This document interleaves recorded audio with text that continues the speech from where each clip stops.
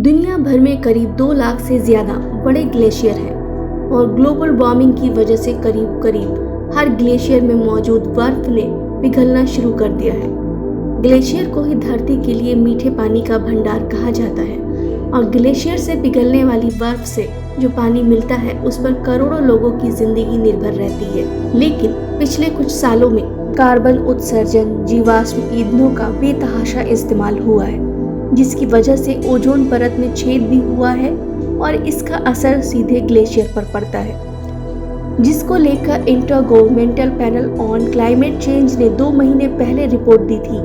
कि इस सदी के अंत तक हिमालय के ग्लेशियर अपनी 1/3 बर्फ को खो देंगे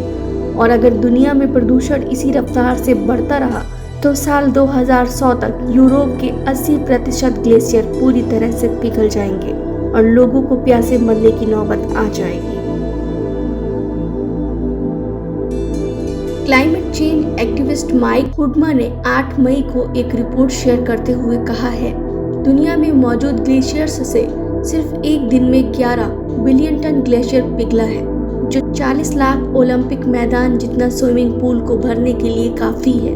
उन्होंने कहा कि अब स्थिति ऐसी है कि एक पल भी आप बर्बाद नहीं कर सकते हैं, क्योंकि आपके पास रहने के लिए कोई दूसरा प्लेनेट नहीं है। उन्होंने कहा कि अमेरिका में मौजूद ग्लेशियर्स पहले लगाए गए अनुमान के मुकाबले 100 गुना ज़्यादा रफ्तार से पिघल रहे हैं। ग्लेशियर का पिघलना पूरी मानव जाति के अस्तित्व के ऊपर बेहद गंभीर संकट ला सकता है, क्योंकि दुनिया की बड़ी आबादी का जीवन सिर्फ और सिर्फ ग्लेशियर की वजह से टिका हुआ है। पिछले कुछ सालों में उत्तराखंड में आई प्राकृतिक आपदाओं को देखकर समझा जा सकता है कि हिमालय ने किस तरह की चेतावनी दी है। ग्लोबल वार्मिंग की वजह से हिमालय पर बिछी बर्फ की चादर जो काफी तेजी से पिघल रही है, जिसकी चपेट में भारत, पाकिस्तान, नेपाल और भूटान के कई शहर डायरेक्ट आ सकते हैं। पिछले 40 सालों में हिमालय पर मौजूद ग्लेशियरों ने अपना 1/4 घनत्व खो दिया है और हिमालय पर मौजूद बर्फ में लगातार टूट फूट हो रही है।